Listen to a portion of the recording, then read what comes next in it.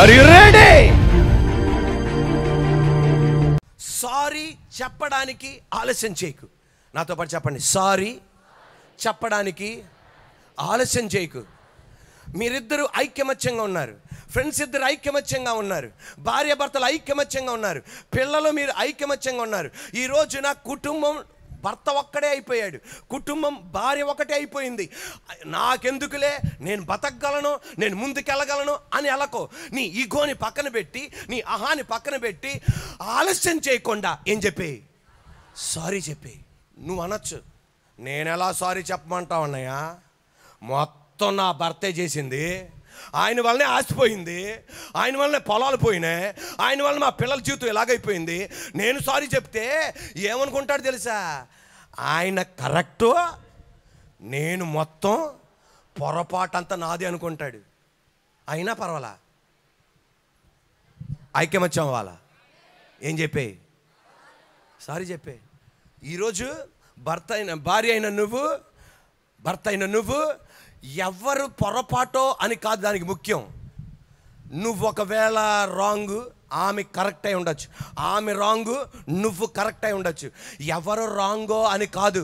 మీరు భార్యాభర్తలు, మీరు పిల్లలు, మీరు తల్లిదండ్రులు, మీ ఆశ ఏమై ఉండాలా?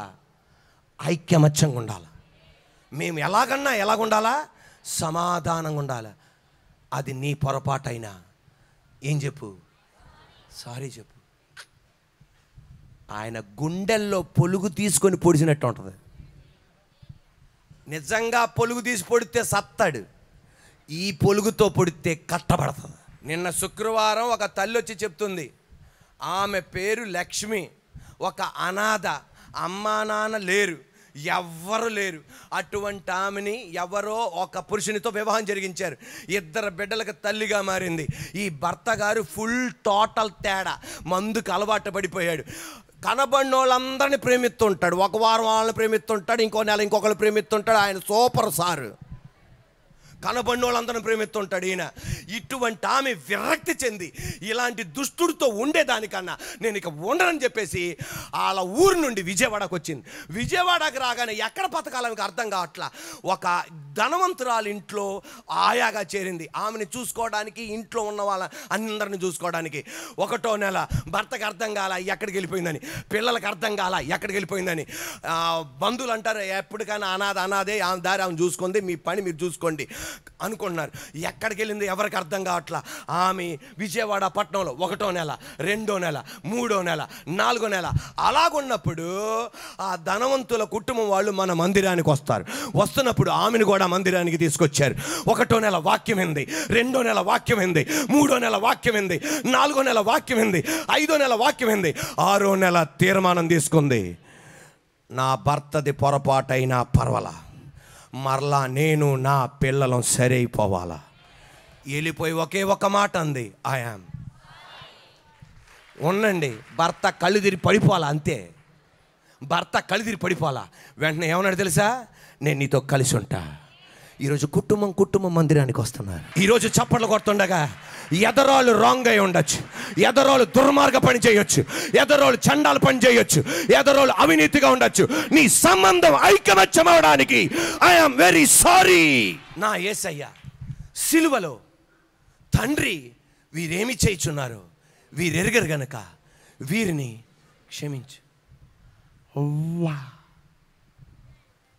అసలు అనాల్సింది 12 మంది శిష్యులు, అనాల్సింది యోహాను, అనాల్సింది యూదా జాతి, అనాల్సింది రోమీలు, అనాల్సింది మిగతా వాళ్ళు. కానీ ఎవరన్నారు? ఊరోళ్ళందరూ ఎవరు పొరపాటు అనుకుంటున్నారు? యేసే పొరపాటు అనుకున్నారు. ఇప్పుడు ఆమెననాలి. నా యేసే ఏమన్నాడు తెలుసా? ఊరోళ్ళందరూ నేను పొరపాటు అనుకున్నా పర్వాలా, నా బిడ్డలతో సంబంధం ఏర్పాటు చేసుకోవాలి. సారీ చెప్పడానికి ఏం చేయకు. అసలు నీదే అంత కరెక్ట్ అనుకో, పక్కనోడిది తప్పు అనుకో, అసలు నువ్వు ఎలా ఉంటావు తెలుసా? ఎదరికెళ్ళి సారీ చెప్పు. మీటింగ్ నుండి వస్తున్నాం, కారులో వస్తున్నాం, రాత్రి 1:30, 2 అయింది. డ్రైవింగ్ వస్తుండగా మన సెంటర్కి రాగానే నా ఎదురున్న కారు వాళ్ళు ఎవరు గడి చెప్పండి, ఎదరున్న కారోళ్ళు, మళ్ళీ చెప్పండి, ఎదరున్న కారోళ్ళు కుక్కొచ్చిందని చక్కని బ్రేక్ వేశారు. గబుకు నేను బ్రేక్ వేసే లోపల వెళ్ళిపోయి నంబర్ ప్లేట్ తగిలింది. సిగ్నల్ ఇచ్చాడు అంటే దానికి అర్థం ఏంటి? పక్కకు ఆపమని. ఆపా. దేవా, మా సెంటర్లోనే జరిగింది ఇది. అందరూ మొన్న చూస్తున్నారు, అన్నయ్య ఏంటి ఇలా గుద్దేసాడు, కారు నడపడం రాదు అనుకుంటారా తండ్రి అనుకున్నా. రాత్రి 1:30కి ఎవరుంటారు? ఎవరు లేరు. సైడ్ ఆపేసి వెంటనే నా పొరపాటు గనక ఐఎమ్ సారీ అన్నా. అనగానే ఆయన, లేదు నువ్వు చెప్పకూడదనా అని 2 ఆడోళ్ళు కారు నుండి వచ్చారు. TV program చూస్తున్నావన్నా?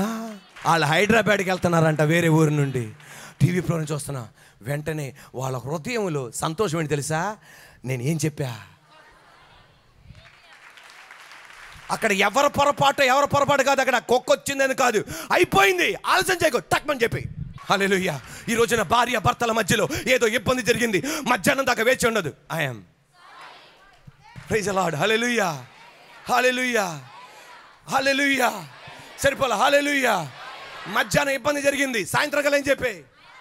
సాయంత్రం అయిపోయింది, పడుకునే లోపల ఏం చెప్పే?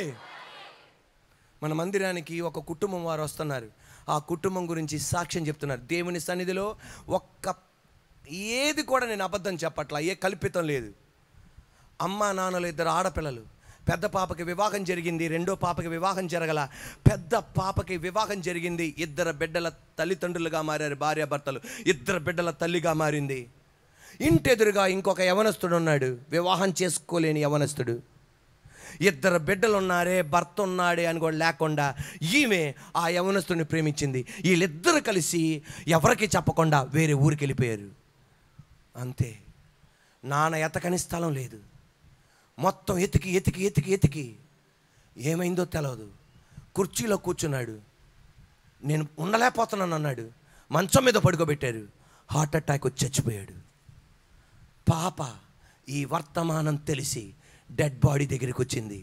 ఆమె ఆ ఊర్లోనే ఉంది. డెడ్ బాడీ దగ్గరికి వచ్చి, daddy I'm sorry, daddy I'm sorry, daddy I'm sorry. ప్రయోజనం లేదు. ఈ రోజున సర్వశక్తి గల దేవుడు చెప్పేది, ఈ రోజున నువ్వు కూడా దేవునికి వ్యతిరేకంగా నువ్వు ఉంటున్నావా? భార్యకి నమ్మకంగా ఉండట్లేదా? దేవా, ఆమెతో సారీ చెప్పేదానికన్నా ఆమె సారీతో చెప్పు, దానికన్నా మించి సారీ దేవా. ఎందుకంటే నిన్ను దీవించేది నీ భార్య కాదు, దేవుడు, సర్వశక్తి గల దేవుడు. నీ అపనమ్మకం ఆమె చూడకపోయినా దేవుడు చూస్తున్నాడు. దేవా ఐఎమ్ సారీ. ఈ రోజున భర్తకు నువ్వు నమ్మకంగా లేకపోతే ఐఎమ్ సారీ, పిల్లలకి నమ్మకం లేకపోతే ఐఎమ్ సారీ, నీ వ్యాపారానికి నమ్మకం లేకపోతే ఐఎమ్ సారీ, నీకు అప్పగించిన ఉద్యోగానికి నువ్వు నమ్మకంగా లేకపోతే ఐఎమ్ సారీ. ఎందుకు తెలుసా? నీ బతుకంతా ఇలా ఉండకుండా ఉండాలి అంటే దేవుని ఎదుట నువ్వు సారీ చెప్పాలి. నిన్ను దీవించేది నీ CEO కాదు, నీ యజమాని కాదు, నీ కుటుంబ సభ్యులు కాదు. హెచ్చింపు దేవుని దగ్గర నుండి కలుగుతుంది. I'm sorry. అపోస్తలుడైన పౌలు ఏమన్నాడు? I'm sorry.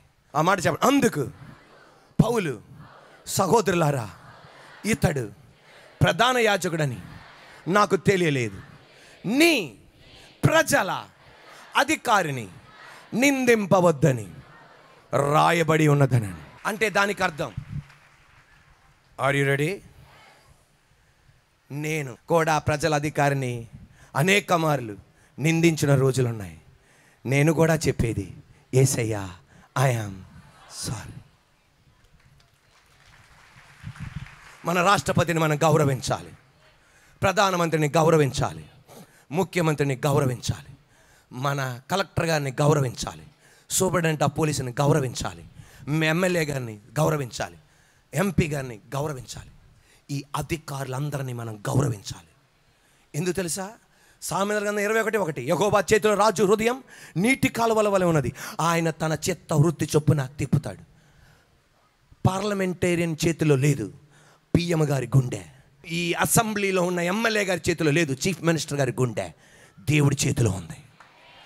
మనం ప్రార్థన చేస్తే ఎలా తిప్పమంటే అలా తిప్పుతాడు. మనం ప్రార్థన చేస్తే ఎలా తిప్పమంటే అలా తిప్పుతాడు. కానీ దేవుని బిడ్డలైన మనం ఏం చేస్తాం తెలుసా? వాళ్ళని విమర్శించుకుంటూ కూర్చున్నాం. వాళ్ళ కొరకు మనం ప్రార్థన చేయట్లా. మనం ప్రార్థన చేస్తే మనం చెప్పినట్టుగా, సంఘం చెప్పినట్టుగా నా దేవుడు చేపిస్తాడు దాన్ని.